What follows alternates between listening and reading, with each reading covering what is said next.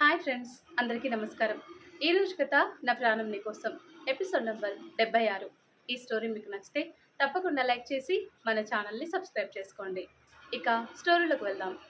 ఉదయం మెలకు వచ్చిన దర్శినికి తన మీద ఏదో బరువుగా అనిపించి కళ్ళు తెరిచి చూస్తే తనని చుట్టుకొని తన పొట్ట మీద పడుకొని ఉన్న ఆదిత్య కనిపిస్తాడు.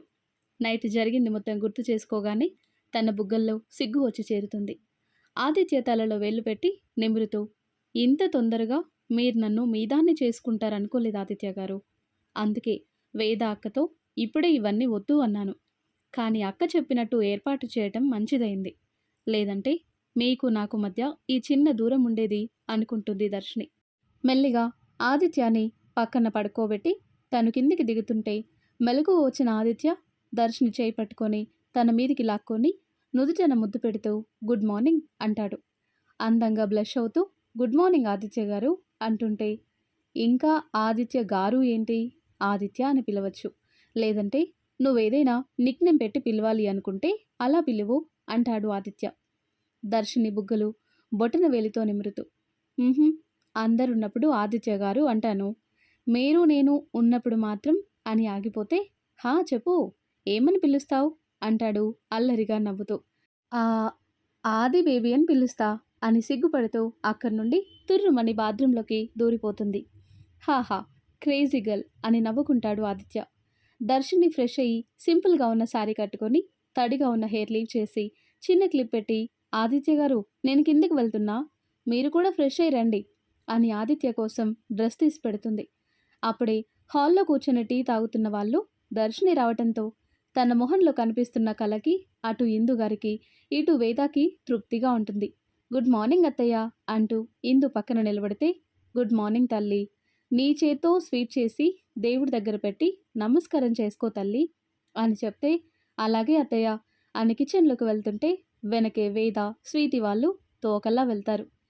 కిచెన్లో స్వీట్కి కావాల్సినవి తీస్తున్న దర్శినిని వెనక నుండి హత్తుకొని, ఏంటి మేడం ఫేస్లో గ్లో కనిపిస్తుంది, బుగ్గలు ఎరుపెక్కాయి, ఏంటి సంగతి అంటూ స్వీటీ ఒకవైపు వేద ఒకవైపు కవ్విస్తుంటే, అబ్బా పొండి అని దర్శిని సిగ్గుపడుతుంటే హహా అని నవ్వుతూ దర్శినిని హక్ చేసుకొని ఆల్ ఓకేనా అని అడుగుతుంది.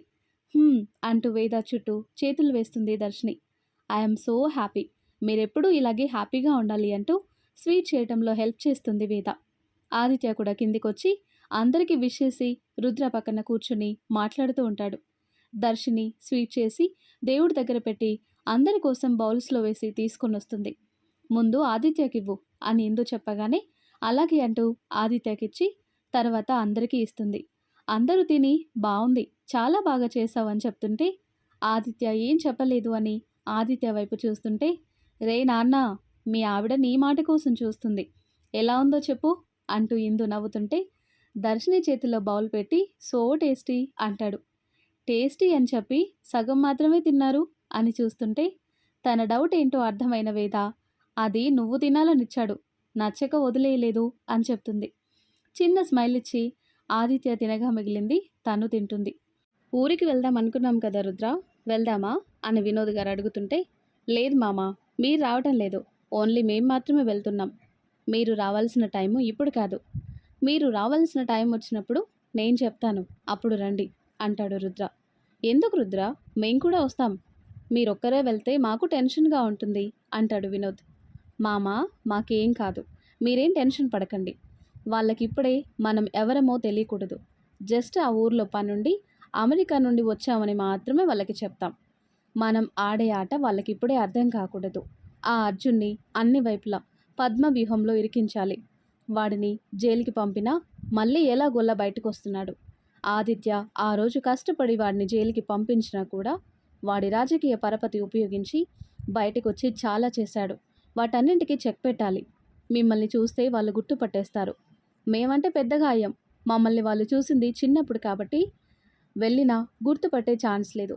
అందుకే మేం మాత్రమే వెళ్తాం. మీ అవసరం ఉన్నప్పుడు మీకు చెప్తాము, అప్పుడు వద్దురు కానీ అంటాడు రుద్ర.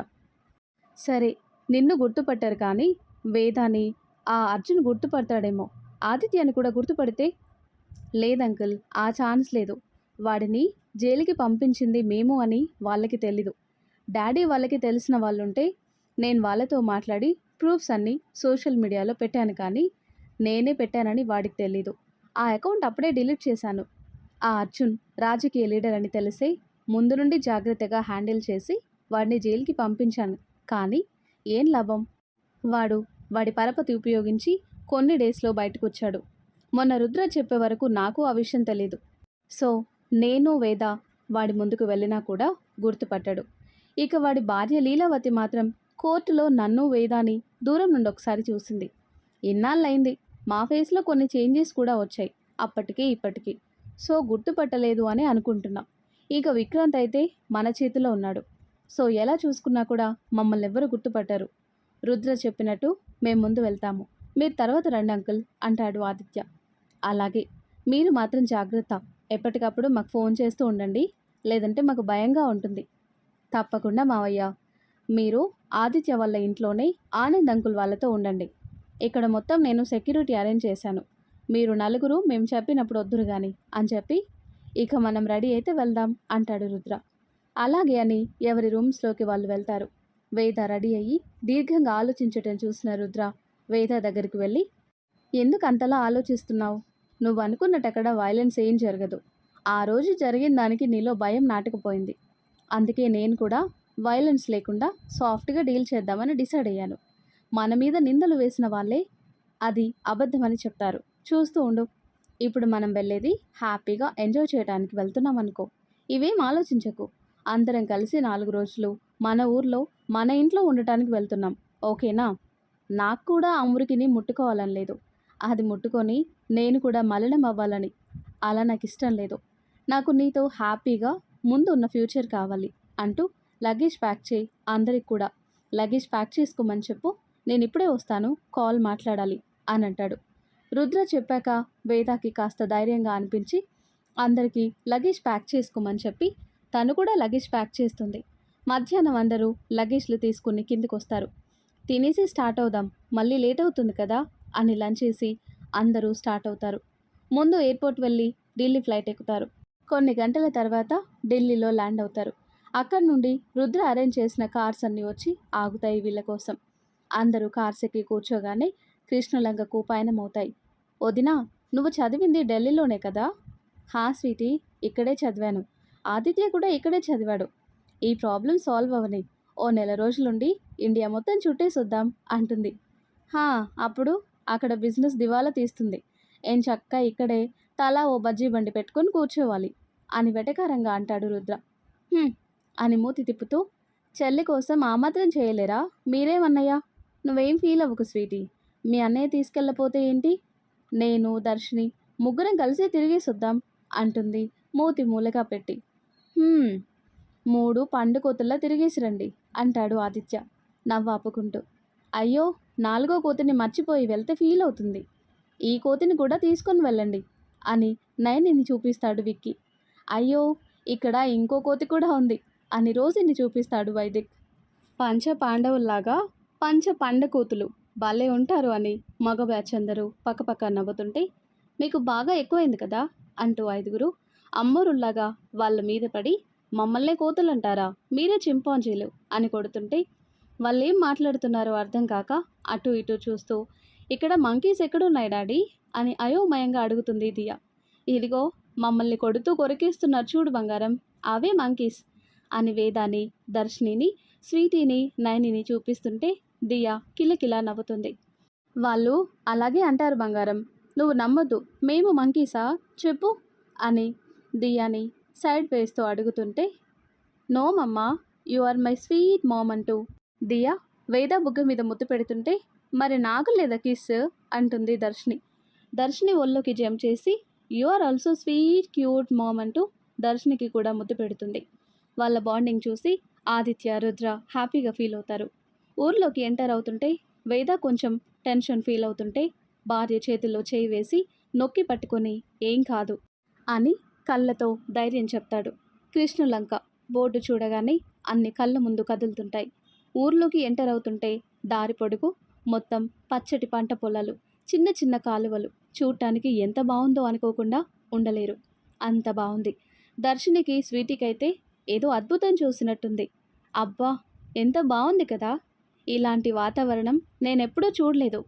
ఇదంతా చూస్తుంటే నాకిక్కడే ఉండిపోవాలనిపిస్తుంది అని ఓవైపు దర్శిని, మరోవైపు స్వీటీ పిచ్చి హ్యాపీగా ఫీల్ అవుతూ కారులోనే గెంతులు వేస్తున్నారు. స్వీటీ, నువ్విప్పుడు నార్మల్గా లేవు. కడుపులో బేబీ ఉంది, అది గుర్తుందా? కామ్గా కూర్చో అంటాడు అభి. అబ్బా అభి, చూడనివ్వు. ఈ సీన్ ఎంత బాగుంది. అసలు ఇలాంటివి మనకు కనిపిస్తాయా? మనం చూడటం ఫస్ట్ టైం కదా, అందుకే ఎక్సైట్మెంట్ ఆపుకోలేకపోతున్నా అని స్వీటీ చెప్తుంటే, నిజమేరా, ఇలాంటివి చూడటం నేను కూడా ఫస్ట్ టైం అంటూ చుట్టూ చూస్తూ ఉంటాడు. అందరూ చుట్టూ వాతావరణం చూస్తూ ఊర్లోకి వెళ్తారు. ఊర్లోకి కార్స్ రావటం చూసిన ఊరు వాళ్ళు ఎవరు అనుకుంటూ ఉంటారు. రుద్ర నేరుగా వాళ్ళ మహల్ గేట్ ముందు ఆపగానే ఊరు వాళ్ళందరూ గుమిగూడతారు.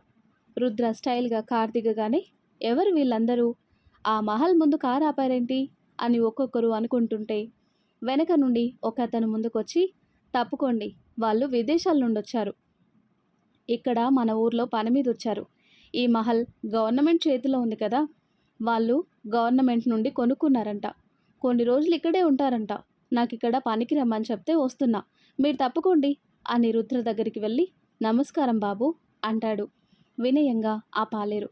నమస్తే అని చిన్న స్మైల్తో చెప్పి కళ్ళకున్న గాగుల్స్ తీసి షర్ట్కి పెట్టుకొని జేబులో చేతులు పెట్టి ముందుకు అడుగులు వేస్తూ వేద వాళ్ళని తీసుకొని వస్తుంటే ఆ పాలేరు మహల్ గేట్ ఓపెన్ చేస్తాడు.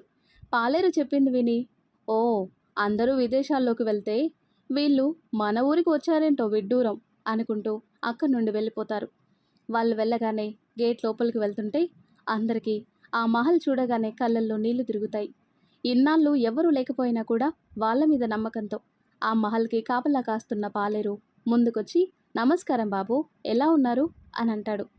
బాగున్నాం రామయ్య తాత, పదండి, మీరు వస్తున్నారని తెలిసి లోపల మొత్తం శుభ్రం చేశాను అంటాడు రామయ్య. ఎవరు నమ్మకపోయినా నువ్వు నమ్మావు. ఆ రోజు నేను వెళ్ళే వరకు కూడా ఎవ్వరికీ తెలియకుండా సాయంగా ఉన్నావు.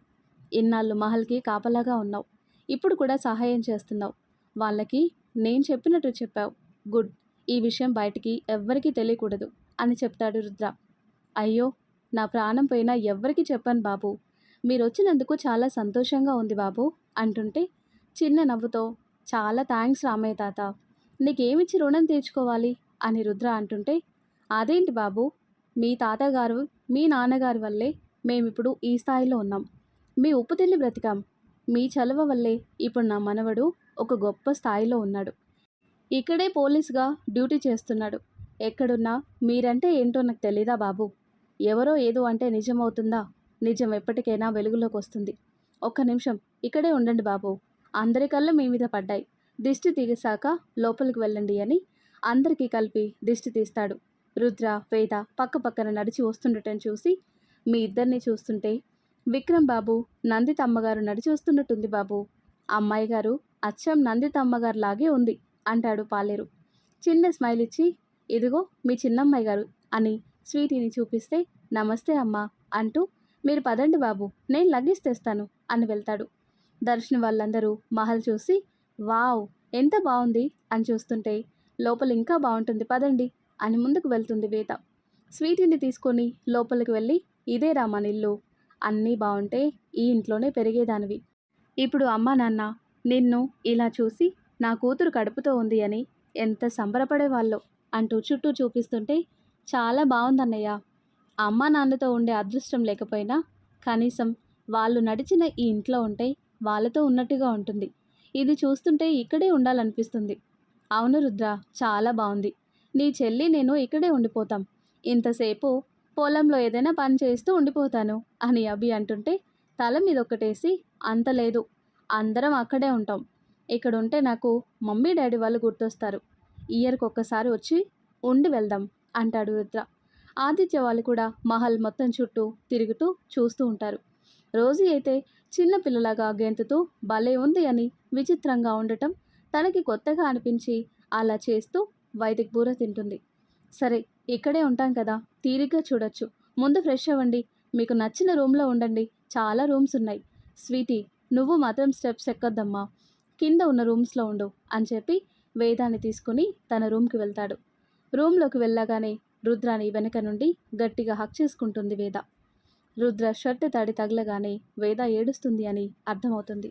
వేదాన్ని ముందుకు తెచ్చుకొని గట్టిగా హత్తుకొని కొన్ని నిమిషాలు అలాగే ఉండిపోతాడు. రుద్రకి కూడా మనసంతా భారంగా మారిపోతుంది. నవ్వులతో నిత్యం పండగల కలకలలాడుతూ ఉన్న మహల్ ఇప్పుడు బోసిపోయి రాజులేని రాజ్యంలా వెలవెలబోతుంది. ప్రతి మూలమూల తల్లి తండ్రితో గడిపిన ఒక్కో జ్ఞాపకం కళ్ళ ముందు మెదులుతుంటే ప్రాణం పోతున్నట్టుగా ఉంది రుద్రకి. కానీ బయటికి కనిపించకుండా మానిచేస్తాడు. వేద కన్నీళ్లు చూసి తన హృదయంలో ఉన్న బాధ ఒక్కసారిగా బయటకు వచ్చేసింది. తన తల్లి కన్నా ఎక్కువ అత్త దగ్గరే పెరిగింది.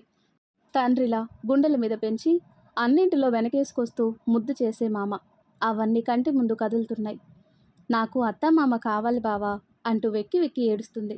వేదాకి వెక్కిళ్ళు రావటంతో శ్రీ ఏడవకమా, కూల్, చాలు, ఇప్పటికే చాలా ఏడ్చావు, చూడు వెక్కిళ్ళు వస్తున్నాయి అంటూ నీళ్లు తాగించి కళ్ళు తుడుస్తూ డోంట్ క్రై శ్రీ, జరిగిన దానికి మనం ఏం చేయలేం, వాళ్ళు మనకి దూరం అవ్వటం మన దురదృష్టం.